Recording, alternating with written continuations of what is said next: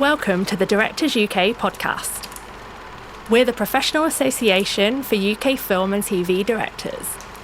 No matter the format, no matter the genre, our featured directors share their approach to the craft. We hope you enjoy. Good evening, everyone. This evening we have in conversation Lyttanya Shannon and Zoe Hines. So enjoy Sweet Bobby.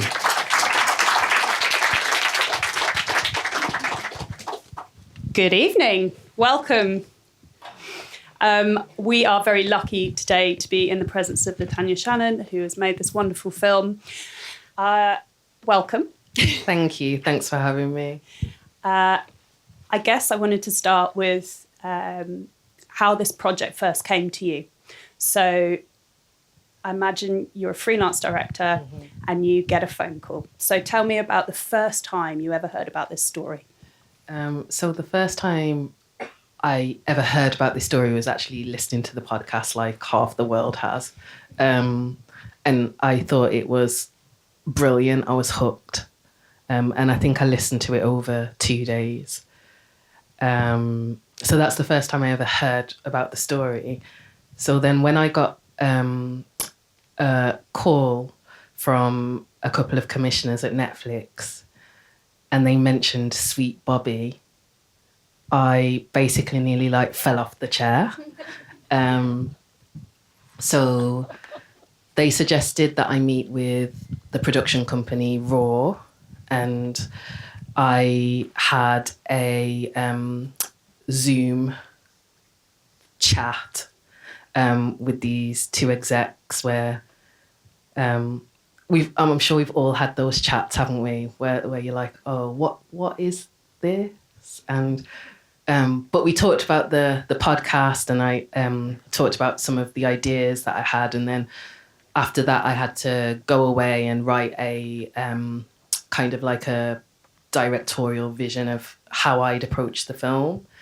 And then there were a few more chats, and then they came back and offered me the role, which was incredible for me because it was my first opportunity to make a feature documentary and for a major platform like Netflix. So it was definitely like the biggest thing that's ever happened to me in my career. I mean, I think it's a bit of a dream to be called by a Netflix commissioner and said, would you like to come and... I think we'd all quite like that. So you get this call, you've heard the podcast. How conscious were you in the beginning conversations of the points of difference between the podcast and what Netflix were after? Did you know that it was going to be a feature doc from the start? And what did you, in those initial thoughts, what were you like, I really want to try and bring this out, or I can do this differently to the podcast? What were the sort of points of difference for you? Well, they're two completely different mediums, obviously, first of all. And I think the great thing, when I was listening to the podcast, I just imagined who Kirat was and imagined her facial expressions and how emotional she became at certain points. And I really wanted to, being a visual person, I really wanted to see that and experience that. And also for me, when they were speaking during the podcast, I was imagining, there was a bit in the podcast where she talked about listening to sounds to try and find out where Bobby was, and it really brought it to life. And I just felt like it was like crying out for some kind of like visual addition to that. In terms of the feature, it was the feature doc department that commissioned the film. And I think what's different from the film to the podcast is that Alexi takes the lead in kind of leading that investigation and curating that story excellently. Whereas a film for Netflix relies on the contributors themselves telling their own stories. So I feel that the treatment of the podcast couldn't have translated to a Netflix film. And therefore, potentially like an episodic treatment of it might have become a little bit too long and repetitive. I feel like sometimes it's good to tell a story efficiently.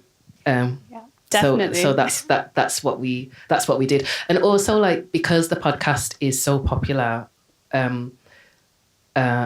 you could say that's like a double-edged sword, because it's like making a remake of a book, and people always have opinions of that. But I would say that it's kind of, what's really important is that Kirat gets to tell her story. So there's the film, and then there's the podcast, and then there's all the publicity she's had since then. So I feel like you can approach this in a really holistic way.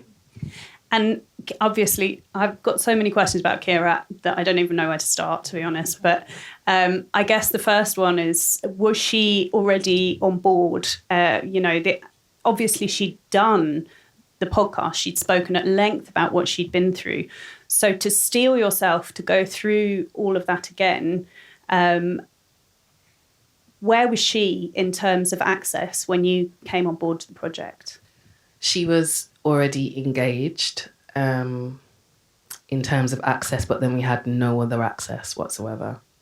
And there were like a couple of people in the podcast that we really wanted to get in the film. So one of them was Kirat's best friend, and we spent months building up like a genuine relationship. But one thing I'm never going to do as a director is pressure people to do something they don't want to do. And I think it's always really, really imperative to be honest with contributors about the impact of something. And I'm not gonna, the story was about Kirat, and we made it really clear, like, that you're just there to support her, the telling of her story. However, it is Netflix. So when she said it's Netflix, I couldn't be like, oh no, it's not Netflix. Like, do you know what I mean? Like, she didn't want to, and we spent months and like told her, how we could support her and all of those things. But I think if people don't make a decision and they don't want to be in the film, they don't want to be in the film. So we pursued other people who weren't in the podcast, which I think is really good, actually. I think it's fantastic. It's one of the strengths. I think the film really tells more of the sort of socio-cultural, Sikh familial stuff than the podcast doesn't really touch on that. And, to have the parents, to have that sense of the pressures that Kirat was under, particularly in relation, you were saying earlier, one thing that struck me was you've got Alexei narrating on the podcast. You don't have that. So that's a huge challenge for you. And we'll talk about it in a minute. We were talking about it earlier, but one of the huge challenges for you is that Alexei plays devil's advocate all the way through. He asks the questions that the audience will be asking all the way through. How did you fall for that? Witness protection? Sure.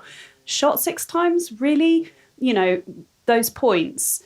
And I wondered if the parents and emphasising the broader backstory, the social environment, helped in a sort of legitimising way, in the same way that him playing devil's, you were able to say, well, look, they believed, they saw it, he called them. I feel like that was really important because, the interview with Kirat was 5 days long. I was going to ask. Sorry, it was meant to be 3 days. And the reason it was 5 days was because we felt it was really, really important to give her time and space to tell her story. And Kirat's memory is incredible. So she tells things chronologically. And so she finds it really difficult to jump ahead in time or back in time. So we literally went through the days bit by bit by bit. And throughout those 5 days, before that interview, we'd spent a really long time getting to know each other. And I'm a very kind of, we're quite similar, me and Kirat, in a specific sense of like, we're just straightforward. Like, we just say what we need to say because there's no point in dilly-dallying. So I kind of asked her, is she happy for that to be the way that we pursue our working relationship, with openness and honesty? And so that was brought into the interview space. So all the way through the interview, and prior to doing the interview, I had kind of prepared her that some of the audience are going to think this story is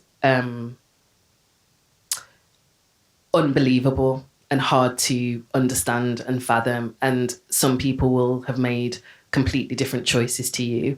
And when I ask you certain questions, it's not because I disbelieve your experience, but it's because I know that other people will. And we asked those questions and I wore a mic. So there was a potential for that kind of back and forth.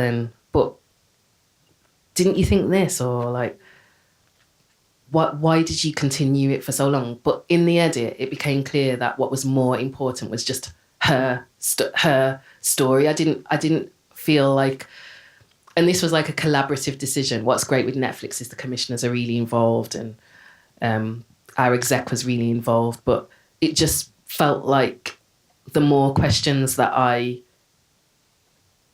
had in there, it felt a little bit performative. And so in the edit, they got stripped back. And some people might not agree with that decision, but that's kind of what happened. Well, I think it's the right decision, personally. I think it keeps the focus on her. Mm-hmm.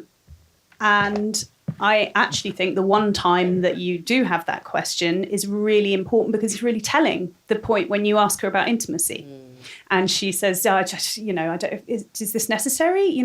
It tells you so much about her as a character, and you including that at that point really cuts through. Whereas I think if there'd been more of those interjections, but I wanted to talk to you about intimacy between the two of you generally, and the way that you made this film, because there are directorial decisions in there, straight down the lens. I want to talk about the recon, you've got these headless characters and the bird's eye view. Can you tell me a little bit about some of those decisions and why you made them?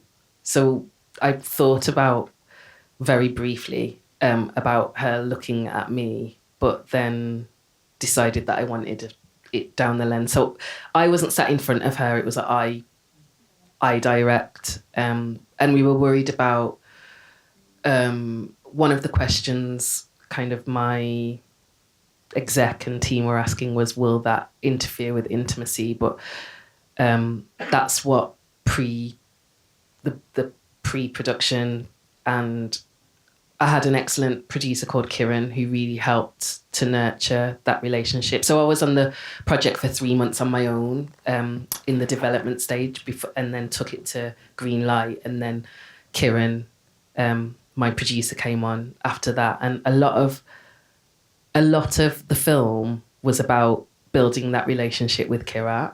And I'm that kind of director anyway. I find that to be like the most important part of the process. So I wanted, having spoken to Kirat and seen the way that she tells and narrates her own experience, I wanted the audience to have a similar experience to the one that I had when I was sitting in front of her. And so I wanted her to speak directly to the audience, not to me.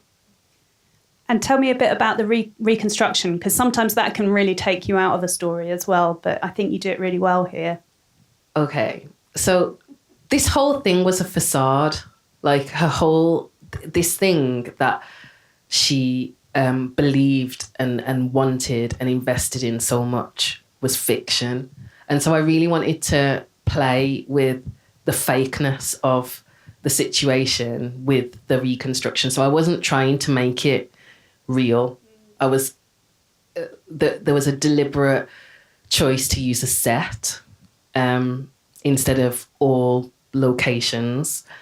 And the bird's eye view shots, I really wanted a sense of omnipresence of Bobby. And so the only way that I could think of doing that was to have a bird's eye view. So the fact that he was a puppet master really and had an overview of everything that was going on whilst Kirat was this unwitting character in a fiction that had been created around her. And that was the inspiration for the decision behind the using sets and faceless actors and sometimes like seeing actors' faces if they're not the actual person can really be quite, in my opinion, a little jarring. And so the bird's eye view shots also served as a practical way around not having like close-ups. And I just finished watching Euphoria. I was late to the Euphoria thing, and I like watched every series. And there's this I've forgotten all the characters' names now. There's this scene where two people are falling in love, and they do that bird's eye view shot, and I just thought it was a really clever way of approaching it, and so like I use that as inspiration as well. Yes, I mean it's great. What's interesting is that I was having a chat with someone else earlier about this, and their take on it had been like the whole thing was a game. That facade thing you said was very interesting. The whole it was like playing a game. It's like watching these Sims characters. And my take when I saw it was, it's this outer body experience. She doesn't really know. Exactly. So I think people are bringing their own. Yeah. But it's such a marked directorial choice. Yeah. And it really does add something. So I think it's great. Oh, thanks. So aside from Kirat, you mentioned Bobby there. Mm-hmm. Wow. I mean, getting him on board and his young family. I think that's the thing for me.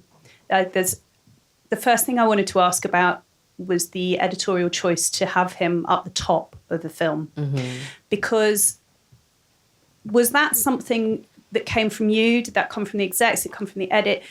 How did you feel about sort of incorporating him momentarily into this sleight of hand? You see him at the top and you think, oh, well, that's the guy. That's the guy that has done the bad thing. And it's only obviously as the film plays out that you find out that's not the case. How did you make that decision? How do you feel about it? I feel like it was definitely the right decision. And me and Nick Zimmerman, the editor, quite early on played with this whole... There are so many iterations of this film as there always are, but we played with the idea of bringing Bobby and Sanjin quite considerably at the top, where you believe that Bobby's a wrong and Sanj is like, you're not quite sure what to make of her, and then we were going to bring them back in at the end, and that didn't quite work, but we wanted to give a promise of the guy that Kirat kind of centered her life around. And if you notice in the film, he comes in quite late in the film, and so like I feel like we needed to dangle a carrot at the top to kind of encourage people to be like this. Oh, it's definitely a hook, because you want to find out what he has to say. Yeah. So that's why that decision was made, and it was made relatively early. There were different iterations of it. There was an iteration where he wasn't in there, and I felt like that wasn't so. Which brings me nicely on to safeguarding and the incredible vulnerability of making a film like this for the contributors. Yeah. I mean, Kirat's vulnerability is second to none. The voice notes, the actual present tense content, coupled with her retrospective, it sounds to me like she'd obviously already been through a bit of that process with the podcast. She was a producer on the film, so she had a little bit of autonomy, control, somewhat, some idea of what she was getting herself into. How did you handle safeguarding across the board? Because you've got you've got Kirat, you've got Netflix, you've got Bobby and the Young family, and I think the locations, London and Brighton, play quite a big part in the discovery as well. So I'm interested in what you had to contend with on that front. I mean, safeguarding and looking after your contributors and duty of care, I feel like for all, that should be priority for all good and ethical filmmakers. So right from the very beginning with Kirat, we made sure that was really clear, that was part of the relationship building that I mentioned earlier, that there was always a direct channel for her to kind of discuss anything that was uncomfortable, and we offered support in other ways as well. And there was always someone on hand. There still is always someone, like, it doesn't just stop just because you're not in production anymore. And with Bobby, he was quite concerned about the impact that going on Netflix would have. But yeah, we made sure that everybody knew that it was just like an open forum, and that we weren't trying to do an expose or trying to shaft them in any way. Like, we were approaching it really honestly. It's a difficult balance to strike, and you clearly did brilliantly to get the access to the community. I mean, it's not just, you know, you make a really good point in the film of explaining that this is an extended family. Mm-hmm. You know, even Simran is cousin. There's second cousins involved. It's the impact the community a story like this has. Yeah. You mentioned there Facebook. There is a vast amount of graphics and visual treatment going on in this film. My previous experience has always been that we had to recreate all of that, which in itself is quite a directorial challenge. So how did you go about that? And do you still see zooms in your sleep? Yeah, oh my gosh. That was a massive, massive challenge. And we had two brilliant assistant producers, Mario and Ben, who were like the Facebook wizards. And right at the very beginning, like, it wasn't necessarily, it was a process to decide whether or not to use the verbatim platform, because I'd had other ideas of whether to make it more representative rather than verbatim, and for messages to come up on like as part of the body of the scene, or, and like we did a whole I did a like whole kind of storyboard as to how we would treat the messages. And I guess you were able to use the text verbatim, so there was never, you weren't creatively editorializing. You were just, so there were and it says this at the front, but the messages between all the characters are as is and edited for brevity, but definitely is what was there. The Facebook posts were editorialized, and I think that's an important decision. Tell me about the edit. Yeah. I mean, one of the things with a story like this is that you've got multiple instances to cover, and you know, so many more than you'll be able to fit in a 90-minute feature doc. So you must have had to make some really difficult choices about the essential story points to keep in and what to drop. Are there any that sort of really haunt you still, that you're like, oh, I wish we'd covered that? I mean, the difficulty about this film was wrangling a meandering story. And we could have made it 2 hours long, but actually, because of the nature of the relationship and the coercion that was involved, a lot of coercion and abuse is repetitive. And it felt gratuitous to keep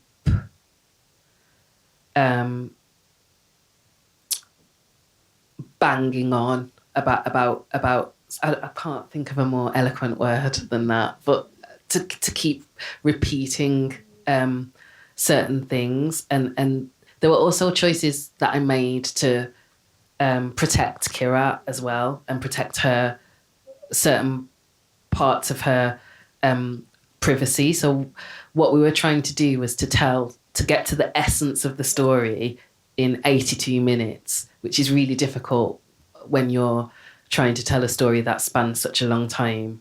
It's the longest known catfishing case. Now, that has issues in itself because of reporting, people not feeling too ashamed to come forward, but it is the longest known catfishing case in the UK, isn't it? 10 years. And having seen all the messages, I can see how convincing it was, because I think people get really caught up with the relationship part, but for years before that, a friendship was built up and they were both in their own relationships. And knowing Kira, she is a person who feels incredible social responsibility, like to the point where I got a bit frustrated because I was like, just like, why don't you just like, you don't have to take on everyone else's problems. But she's genuinely like a person who's very empathetic. And if I came and I said, oh, I've got a headache, she'd be like, oh, you've got a, and she'll buy you something. She's very, very thoughtful. And I think people find that really hard to believe, but she cares about people. And I think the person who orchestrated the catfish knew that about Kira, that she'd probably go to extraordinary lengths to try to. It's the tragedy of it, right? Yeah. You know, it's the targeted nature of it, and maybe we should talk about the elephant in the room, which is Simran. Yeah. In the podcast, Simran answers the phone very briefly before realising she's speaking to a journalist, and then runs a million miles. Was there ever a point where you were sort of hoping that you might be able to convince her to give you a contribution? You always hope, don't you? I mean, wouldn't that have been amazing to have her in the film? And you obviously, you know, we approached her and she declined.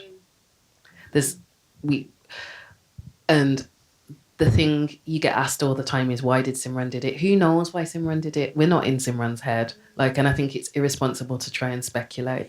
That was actually something I was going to ask about. One of the choices and the differences between the podcast and the film is the podcast stops, the podcast goes on beyond the who and asks about the why, whereas I think the film's very much about the who and, you know, focuses. Was that something that you don't use third-party psychologists to talk about coercive control in the film? Were you ever tempted to broaden it out, or did you want it to stay very Kirat-focused, Kirat story? To answer the first part, I suppose, yes, we, like, you know, I considered that, but it had already been done in the podcast and those opinions had already been examined very well. And so I just felt like in 82 minutes, well, a 90-minute film, but it turned out to be 82, Kirat's point of view and the people that were supporting her through that time in her life was what I was going to focus on, and that's the decision that we took. And in terms of the legacy of the film and the current situation with UK law relating to coercive control, what are your hopes for it and its influence? I feel like the film's already, I mean, it's had a crazy amount of press, like it's been everywhere. New York Times, Time What's that magazine. been like for you? So I've not really been concentrating on what everyone has to say. I've just seen like top lines, and obviously you get sent kind of a roundup of coverage by Netflix. So I know from that there's been a crazy amount. Anyway, the reason I mention that is because what's that doing what that is doing is raising awareness. And I feel like the thing that I always want to do as a director is start a conversation. And a lot of my films, even though they haven't been on the scale of this one, tend to do that in some way. And so I am really pleased that Kirat's had the opportunity to kind of have these conversations and have people hear her story in even more detail. And I think that's the best I could have hoped for from the film. How does it, I was wondering, I'm not sure anybody's got the answer to this, but I was wondering about how a story like this today and in the future with AI, with Meta, what you must have had thoughts, Kirat must have had thoughts about, God, if this had happened 4 years later, what different scenarios they might have found. I mean, have you thought about that and worried about it, I presume? You mean how I mean, yes. And Kirat's, you know, I mean, we're living in a completely different world, aren't we? What about you going forward and the next project for you? Have you got something on the horizon? Are you in the weeds with the rest of us? So I am coming back to work very soon, but I don't know how much I'm allowed to say at this moment in time. But it's going to be a new an exciting journey for me to like marry directing with motherhood.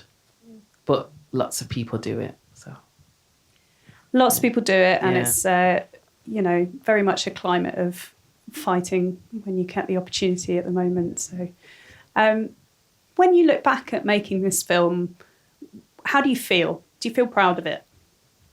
Yeah, I do feel proud of it, because when people, like, every director in here will know, like, when you make a film and it goes through post and it's delivered, it's no longer yours anymore, and people have lots of opinions on kind of your decision-making process and what they would have done and how you could have done something differently, or whether you did something well enough, or whether you asked the right question. And I'm just really proud that the whole team pulled together to make this work. It was like a massive logistical effort. And I'm proud that Kirat got to tell her story again, and that people got to see her. And this doesn't matter, but I say it doesn't matter, but I'm mentioning it. I was pregnant through quite a lot of it, and it was a really difficult pregnancy. Like I was. They say morning sickness lasts for like the first few weeks. It lasted for 25 weeks for me, and it was severe. And I am proud of myself that I managed to get through that, and I'm proud of my team for support. For not my team, but the team for supporting me, because we just all. What's great about filmmaking is that it's not just the director making the film; it's everyone. And I felt like this was a really massive team effort. So I'm proud of the film, and I'm proud of the team, and I'm proud of myself. Yes. Great answer. And I guess last question for me is, Kirat, are you still in touch? Do you know how she's doing? Do you know how she feels about the film? Did you have to show it to her? Did you want to show it to her before it TX'd? Where's Kirat now? I'll answer did we show it to her? Yes, we did. And I feel like that's really important. Every single time I make a film, I always show the contributors, not for editorial control in any way, but because I feel like they've entrusted us with their story. The least they can do is see what the audience is going to see and have a chance to digest that before everyone else sees it. So yes, she did see it. And we had conversations, and viewings can be tricky sometimes, can't they? And I I feel like she's very open and vulnerable in the film, as you've said, and sometimes that's really difficult to see back. So yeah, all the contributors saw, well, Bobby, Sanj and Kirat saw the film. Am I still in contact? The last contact I had with Kirat was I sent her photos of my daughter opening some lovely presents that she'd given us. Do you think she struggles? Do you think she struggles to accept photos and messages and things that aren't in person now? She got this distrust as a result of this experience, or is she able to move past it and feel empowered by being involved in this process? Do you, I mean, it depends on who the messages are from. I mean, Yeah. if she gets random. I can't speak for Kirat, but messages from us and the team and her friends, like that's like anyone. It's a nice thing to receive them. Right, I think we're ready for some questions. Hi, Lyttanya. Just want to congratulate you. What an amazing achievement that is. I mean, extraordinary amount of work. I listened to the podcast, which I think was 8 episodes or 10 episodes. I can't remember. Or was it 6? Okay, it felt a lot longer. I felt like I was living with it for ages. So what a task to kind of distill that into what you've got. So I just wanted to ask you, how much pre-scripting did you do? Can you just talk a little bit about the process of how you went about putting it together? How much toing and froing with Netflix was there, with execs? How did that go before you even began the shoot? And the second question is, obviously, it's trauma. Yeah. She faced trauma when she went through that. She did it once for the podcast. Then there's the whole thing of putting her through that trauma once again. And you see it. It's so raw in her still. So I guess I just wanted to know, not so much about, you're such an ethical filmmaker. I know how you would have approached it as yourself. But there's a whole machinery behind it. It's Netflix. It's got to sell, it's got to do all those kind of things. Netflix has a certain sensibility about how they go about making films. So I just wanted to sort of understand from you how that was tackled and how you dealt with it in a way as that individual director who has to hold some of the core of what your vision is, what your approach is to filmmaking. How did you balance that with the demands of a massive... So obviously we made it with Raw, and Raw are an incredible producer of like some of the most well-known true crime documentaries of recent times. And one of the things that was really helpful for me to the process of kind of writing a dream kind of script beforehand, but that was based on 3 weeks of interview with Kirat. So the first process was the timeline that I described, which was going through all the material, all the documents, her witness statement, years and years of correspondence, putting that all in order, then looking at the themes that went through those different things.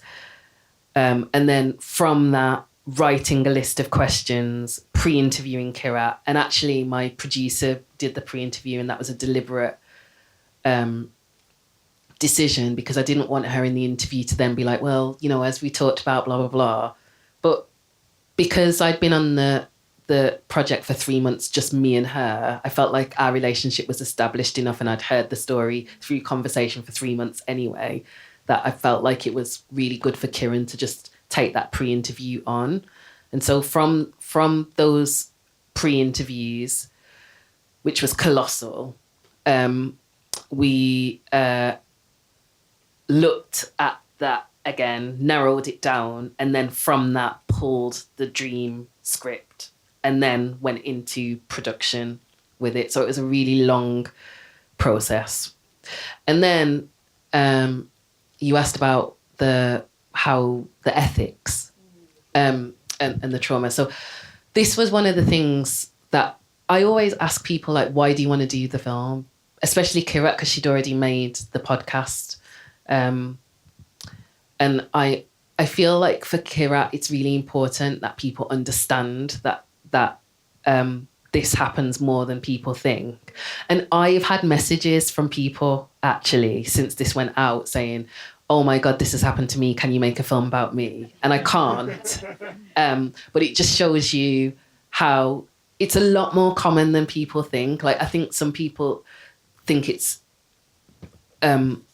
might think Kirat's naive, but it's actually a lot more common. So one of the things I asked her was, why does she want to make the film? And it was to kind of continue this raising awareness around the fact that these things do happen, and that more focused changes need to be made within the legal frameworks. And so she, in asking her that, I wanted to know whether she understood that this meant re-traumatizing herself. And Kirat's very resolute. She was like, she says it in the film. She was like, just screw it. And she literally was like, I'm just going to do it because this is what needs to be done. And actually one of the conversations that we had was like she wanted, at some point she wanted to go harder in the film. And I don't necessarily know if that would have been the right thing for her, actually. So, in order to answer your question about how Netflix dealt with that, we had two amazing commissioners, Reverend Zainab, who were also British Asian women. So that was like super important and helpful because they facilitated like conversations about things that Kirat felt sensitive about. Like I'll give you an example. There was some really moving footage in the film for her grandma. And in one bit of that footage, her grandma's scarf had slipped off. And Kirat was like, you can't put that in the film. Like my grandma would have hated that. And I was like, that's absolutely fine. But like, that was backed up by the commissioner. So I think, yes, it's a commercial film. Yes, it was made for lots of people to see it, but the team right the way through, right to the top, were really cared about Kirat, and we tried our hardest to kind of work with her and be as supportive as possible. Hi there. Fantastic film. Congratulations. With some amazing moments in it. And for me, most of those moments came in, the spine, the heart of the film, which is that central interview, which you've touched on several times. But I know you said, I think it was supposed to be 3 days and it became 5 days. I've done some long interviews in my time, but not that long. So I kind of, and she seems so, obviously all the clips in the film, she seems so engaged, and you take her through all human emotion. And I just wondered if you could talk a little bit more about how you planned. I presume they weren't consecutive days, but I would worry about energy levels, engagement levels. What were the expectations in terms of, I'd worry she'd be like, oh, haven't we done this before? Or we going. So I just wondered at a human level how you managed that and kind of how you planned that around getting those human moments throughout such a long period of time. So they were 5 consecutive days. And we were concerned about energy levels. But Kirat's an amazing narrator. And one of the things that I discussed with her really early on is that I wanted her... So the trauma thing came up because I told her that she'd have to... The way that I envisioned the film was for her to take us step by step so that the audience could travel with her and understand her thought processes.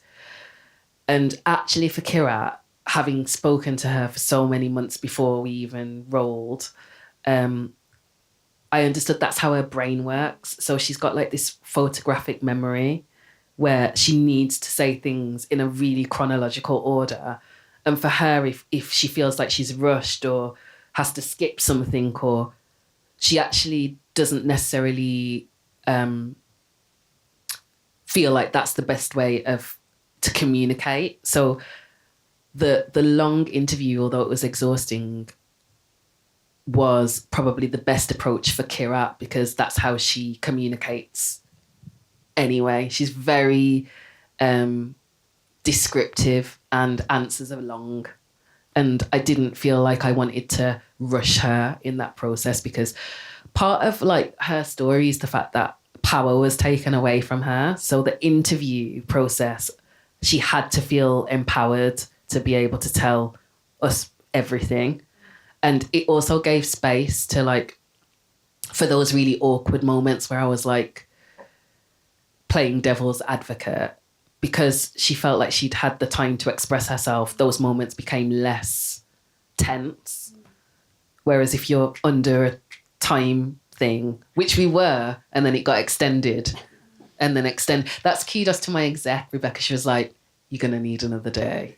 And then at the end of the fuss, she was like, you're going to need another day. So like, it was just, you know, so, yeah. And she was, I told her that like, she just bring me into that moment. And she was just brilliant at doing that. Like, and the film kind of hangs on her narration, which is why we had to give her 5 days. No one else had 5 days. Everyone else had 1. But she holds so much of the space in the film that I think it was really important for us to give her that space. Yeah, I agree. First of all, congratulations on a excellent, well thought out, brilliant, and yeah, really special film. My question is, what creative decision did you make that you were the most happy with, or was what moment, shot, thing in the film do you hope like kind of will stick in everybody's mind? That's a good question. So there's one little one and one bigger one, and I'm going to go with the little one. The little one is when Bobby walks in and sits in the seat, because we planned that seat. And he did exactly what we thought he was going to do, which is man spread. And it was great. Like, so that was like a yes. Because it stroked our ego as observers as well, because we'd obviously met Bobby beforehand, and he's great and he's funny and he doesn't take himself seriously at all. But you know, he asked, does my turban look all right? And is my shirt okay? So we knew he'd come in and like sit like that. So that with the art director, that was like one of my favorite bits of the film, when everything comes together perfectly. And it was similar for Sanj as well, although we didn't have it in, but she came in and she's so beautiful, and she came in and she was just like, you know, it was just, so those kind of little choices that you make that kind of work out. But the bit of the film for me is the confession, when there's a lot of music and sound in the film, and when it just goes dead silent, and it's just Kira relaying the moment that she finds out that it was her cousin. I think every single time I watched that in the edit, it just never got boring. It's that it was all me. Just yeah. Bam. Yeah. Like, and there were we had 4 different camera angles, only on Kira again. And just her facial expression and the emotion and the, like, how raw she delivers it. I think for me, that's the most impactful moment in the film. And it's really late in the film, but I feel like it's, yeah. Got time for one more? There's a lot of stylistic choices made in the film. For example, the grade, it pops, the colour is stunning, it feels authentic to the story you're telling and the community you're telling from. Then there's the choices that you've made of how you've dressed the set, and as her life unravels, so does her bedroom, so it seems with shoes and bags and everywhere. And I just wanted to ask you about those kind of reconstruction can be really useful and it can be beautiful, and I think you've achieved that. So how deliberate were you with making it a stylish film? Because the content is all there. Most people are familiar with it. So how deliberate were you with that? And how involved were you in those decision-making things? It was all a very deliberate choice. Like I touched upon it earlier about this like fiction and facade. So I'll talk about the interviews first. Like Kirat's culture is so vibrant, and like the photograph she was showing me, and she's like an original raver, and like she the colours from the weddings, and I like my background's Jamaican, and like I really drew upon like how vibrant and cultural and unapologetic it is. So I wanted the colours of the interview sets to reflect that culture. So that hopefully that answers that. That was a deliberate like choice in like lighting and saturation and some of the colour choices that we made. And then for the reconstruction, I wanted it to feel like an elevated, fictionalized version of her life. So her bedroom was inspired by Kirat's real bedroom, but like just a fictionalized version of it. And everybody deals with trauma in different ways, but whenever I go through something, life is messy, and you saw the photographs. Her life was messy at that time, and so the only way that I could feel like that to depict that was to reflect that in the environment that we were creating for the fictionalized Kirat. So yeah, all of those things were like really deliberate, and there were like debates about even Bobby's room. Like he made it sound like he was in this private hospital that was high end. So I wanted it to be absurd. There were some absurd decisions in there, but the story is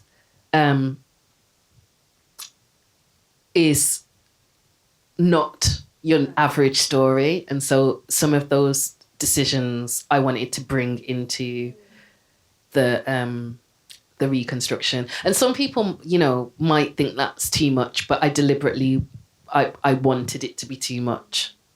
It's an incredible amount of care, and I really hope for you that someday somebody watches it and goes, that carpet, that is, because it's such a thought through thing, and it's so beautiful to see that level of creativity behind. I'm afraid that's all we have time for, but could you join me in thanking Lyttanya Shannon for a wonderful film? Thank you so much for your time, and congratulations. This podcast was recorded at a Directors UK member event. You can hear plenty more Directors in Conversation by subscribing on the usual streaming platforms. Follow us on social media and find out more about us at directors.uk.com.